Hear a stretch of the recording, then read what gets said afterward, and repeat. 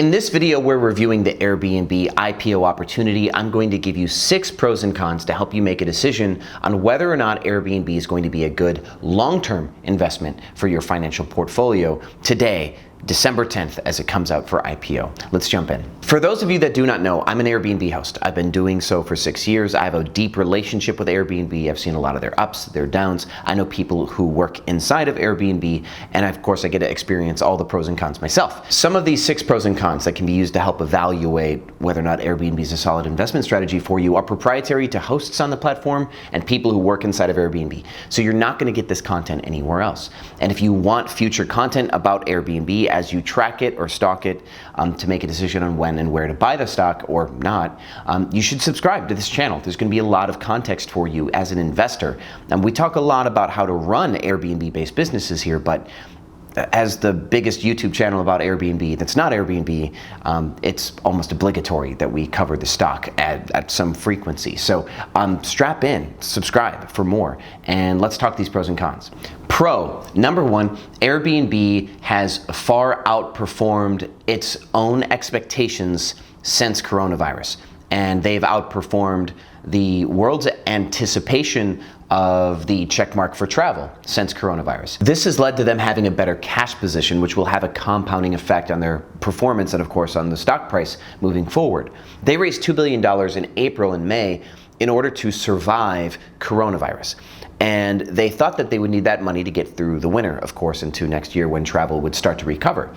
But for them, for Airbnb, travel started to recover much more quickly. In the summer, there's a ton of regional and local travel, so they made way more money than expected over the summer, which has been great for them because they didn't have to dip into as much of the debt that they raised. This will have a compounding effect. Moving forward, they will have better than expected revenues since coronavirus because Airbnb is just recovering faster than the rest of the travel economy, and they'll have more cash going into next year, which is always a good thing. So you can expect this to positively affect some of the news that you'll see from Airbnb in the future. And of course, when they do their first earnings, when they talk about how much cash they have on hand, it should be better than expected. So stay, of course, tuned to see that, and that should be a positive for Airbnb. Number 2 is a con. Airbnb has various legal troubles on its doorstep, and there's 3 separate ones that you should know about. First, when coronavirus happened, Airbnb gave everybody full refunds outside of the host cancellation policy. This became big news earlier this year, so you might already know about that. Now, the thing about that, though, is Airbnb's terms of service have hosts and guests in a direct contractual relationship, and Airbnb only acts, as needed inside of that relationship. And overreaching and giving guests a full refund outside of cancellation policies was a breach of that contract because Airbnb back then did not have the word pandemic, inside its extenuating circumstances policy. For more information about what an extenuating circumstances policy is or about the coronavirus cancellations, I have a tome of videos for you to watch here on this channel, but let's move forward and not waste your time. Essentially, what you need to know about this is that there is a couple of legal teams that are looking to bring class action lawsuits against Airbnb for these coronavirus cancellations. One company is looking to do something called mass arbitration, where he's trying to gain 10,000 separate arbitration claims against Airbnb, and he's going to push this really big, ball of give us monies at Airbnb. And there might need to be a settlement, and this could be, of course, some precedent that changes things. So there is a liability from coronavirus there that could lead to a financial loss and a class action lawsuit potentially against Airbnb for that. Legal liability number 2 comes from a change in the nature of relationship between Airbnb, its guests, and its hosts. Airbnb has 2 users on their platform. People who buy stuff, those are guests. And then people who sell stuff, those are hosts. Airbnb sells experiences and accommodations, places to stay. Now, Airbnb has always said that they are third party to the bookings, that it's directly the host and the guest that have a relationship with each other. But there are a couple things that have happened lately that have caused Airbnb to make some changes to the nature of that relationship while still trying to say that it's the same old relationship. One, Airbnb's been battling with parties, so they put down a lot of restrictions over what hosts can do or cannot do with their platform in order to prevent parties by not allowing hosts that are party friendly. But of course, they've done a lot to prevent the wrong type of users on the platform. But the new rules that they put hosts under start to play with that barrier between independent contractor and being directly directed by Airbnb on how a host should do their work, or their host service, as it's called in the Airbnb terms of service. Now, another one is they're cleaning cleaning policy. Since COVID-19, Airbnb has required hosts to change and update their cleaning policies to clean a very specific way, to sanitize a specific way, and by directing hosts on how they need to clean their homes, that again is telling somebody how they should do their job. And independent contractor barriers state that you cannot do that. So Airbnb has had a couple of different things this year that have caused them to make bits of overreach that are now vulnerabilities, and somebody could push back and say, well, we're not actually independent contractors because you're telling us how to do our jobs. So they could come after Airbnb for different types of monies. If there's damage to their homes that weren't properly documented and didn't fall under the host guarantee, or if there's cancellations where guests got refunds, hosts could come after Airbnb and say, well, you're in breach of contract on this contract, the one with the guest, you have to pay me for it. And so that is more of a long shot liability, but me working with independent contractors for over a decade, I see this one as one that Airbnb needs to be careful for and you need to know about. Legal liability number 3 is actually very much real, and it's on Airbnb's doorstep right now. It's in Europe. What happened is Airbnb had a worldwide data breach where some hosts saw other guests' information and some guests saw other hosts' information without having a booking relationship. Basically, their inbox got scrambled. So I could see messages of different guests communicating with different hosts about how to get into their homes, what their lockbox codes are, what their phone numbers are, what their travelers' names are, like everything that was sensitive that was in the message thread became publicly available because of the way the inbox got scrambled. And of course, it's just a software bug where they accidentally routed messages the wrong way, but it was still a big breach. Airbnb did say that nothing significant came from this, so everything is A-okay, and they made changes since. But in Europe, this is a big deal. And so Airbnb Ireland is Airbnb's hub in Europe, and they stand to get fined, I believe, up to 5% of their annual revenue out of anything that flows through Airbnb Ireland. And that could be a big financial chunk that'll come off the top if they have to pay that debt. Number 3 is a pro. Airbnb's business model is sound and they're safe from certain aspects of economic downturn. For example, since they are a software that makes transactions off of people's homes or experiences, they're making their money in real estate without actually having the attachment to the price of real estate.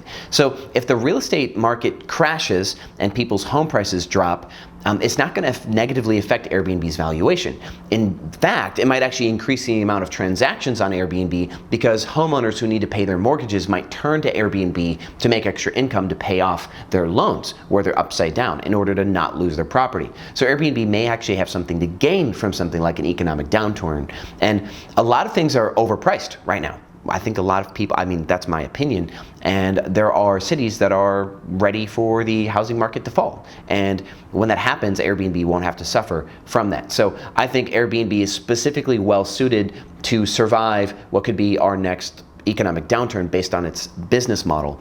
And of course, since it's asset light and software based, it can recover from more difficult scenarios faster than the companies like Marriott and the Hilton. And that's why, of course, they outperformed during coronavirus, is because they were able to pivot better and be more scrappy, just because of the design of the company isn't so clunky and it's not locked into their own real estate obligations. So they are poised to outperform non-tech based competitors in the same sector, which is going to be super good for their stock price. 4 is a con.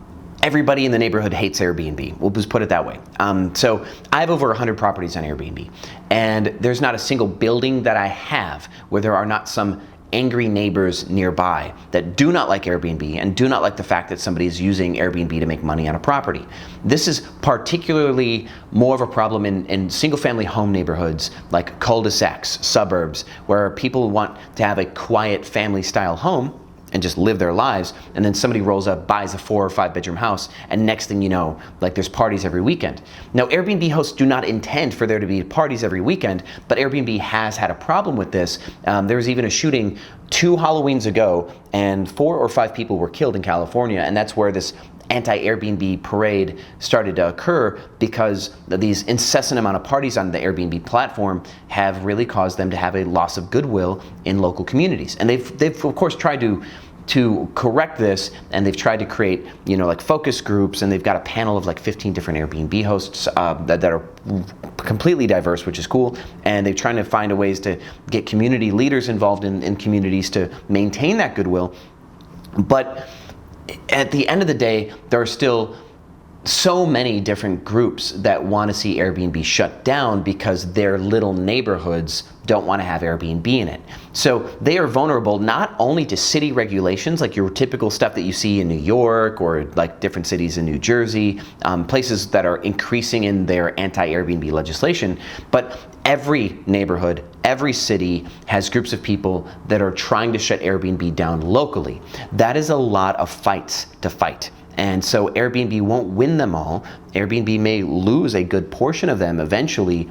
And if this happens, then they lose market share. So they're not just competing with Marriott and Hilton and stuff for market share as far as like who do guests prefer to book with, but just the ability to do business, they have to compete against the communities. And if communities see them as a negative or as a threat, they'll continue to push back. And so Airbnb's market share is doubly vulnerable against big competition like Marriott and little mom and pops that are fighting to keep them out of their neighborhoods. Number 5 is a pro. Airbnb has a sticky, unique, diverse offering for customers that'll keep them there. And sticky is basically when a company creates something that's hard to walk away from, kind of like your iPhone. Blue text messages if somebody else has an iPhone, and that's just one feature of many features that keep you like stuck on iPhones if you're an iPhone user. That is what sticky is. Now, Airbnb's diversity is really what makes it so sticky. Airbnb gives you the opportunity to stay like in a 5-bedroom home with a 2-acre yard if you choose to. And this is becoming more popular because of coronavirus. People, when they travel, they want more distance, right? So they don't want to stay in a hotel room where they're crammed into a floor of 20 other people and they share the same front door. They prefer to not have that. And so Airbnb has become more popular with groups of people that are considering moving away from hotels. And as Airbnb wins that market share could stick. Because not only do you have the option of like a 5-bedroom hotel or a 5-bedroom house with a big yard, but you have the option to stay in really unique places like bungalows or lofts, or like I stayed on this rooftop dome in Mexico City, did this glamping experience. I'll put a link in the corner so you can see it. Really cool Airbnb concepts. So you can stay in a treehouse, you can stay in a bubble dome, you can stay in an apartment downtown with a really killer view, you can stay in a home that has a really big yard for your pets and your kids. They give you all of this diversity, and the hosts on the platform are really what make these offerings special. So you'll have it where one host will just give away the farm. They'll give you like free snacks and great coffee and bottle of wine when you arrive and anything you want or need because they're trying to push for a really good review. And then of course, some hosts have this vision to make their homes look super cool, so they spend way too much on decor, but for a really good price point, you're getting like a really like well-designed home that just looks great on social media. And of course, there are homes that just look killer on social media, like this 8-bedroom mansion in Thailand that we did a video of. I'll put that link in the corner there too.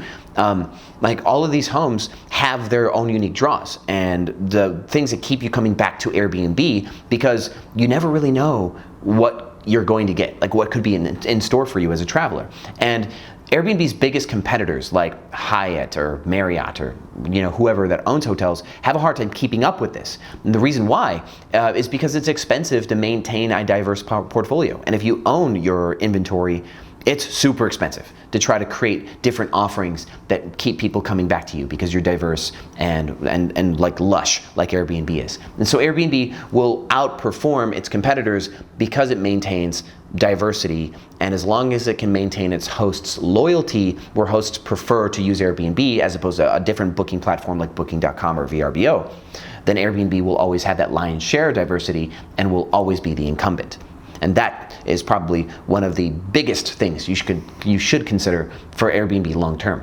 Number 6 is the final con, and it's all the little dramas that are inside of the Airbnb camp. Some big, some small, actually. And it's not as bad as, say, Uber's being sexist against female engineers and getting like a bad judgment against them, or for example, the contractor barrier that caused them to lose California.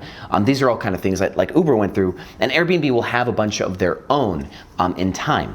For example, we talked about the software breach where hosts could see other guests' messages. It's not the only software problem that they've had. They've actually had tons of bugs causing calendars to get blocked, hosts to get deleted. Over 100,000 hosts were removed from the platform accidentally.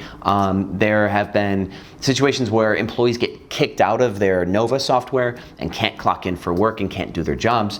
And so they've had various problems with their software because I think it was built it was built on the wrong software stack, I think. So they would probably need to overhaul the software to fix their problems. So they're gonna have those for a while. Another one is their software could be the reason why, or it could be accounting choice, but they owe a lot of hosts money for reservations from a year or even 2 ago. They owe me over $40,000 for reservations and haven't paid me on them. And the way Airbnb works is you get paid the day after a guest checks in for a reservation. So in the transaction history section of Airbnb, you can see your upcoming payments for reservations that are to come, and then your past payouts for reservations that have already started or have ended. And hosts can just simply go to their upcoming payouts section and see, that there could be $500, $5,000, $50,000. I've seen hosts tell me that they have over $50,000 in upcoming payouts that are actually in the past. Reservations that have started or ended that they never got paid for. And so I'm just one host and they owe me over 40. So if you think about it, there could be tens or hundreds of millions of dollars that Airbnb might have to write a check for if somebody comes up and says, hey, you need to pay all these hosts now. There could be a judgment against them one day. That's another example of some drama. I think this may be a pro or a con. It really depends on how the market takes it. But I do think that Brian Chesky is going to leave the company, kind of similar to how the CEO of Uber left. I don't think this is where his head's at. I don't think he's passionate about accommodations. When he got into Airbnb 2007. It was just some random idea for them to pay rent one month, and then they abandoned the idea to try to do a bunch of different stuff. Airbnb really wasn't a vision of his or where his heart was at. Y Combinator was really what made Airbnb happen. So they just wanted to be cool and start a business. And Brian Chesky, Nate, and Joe. So I think that when Brian Chesky steps down, it actually will be good for the stock price. And this is when we might start seeing all the things get fixed, like the problems with the software and etc. And with that, guys, I look forward to your feedback in the comments. If any of you hosts out there want to add pros and cons from your experience, I'm sure tons of people in the investment world or hosts that are investing in Airbnb would love to know what you think about Airbnb and how this IPO is going to go. So until next video, guys, I'll see you in the comments. Let's talk down there. Thanks for watching, and I'll see you on the other side.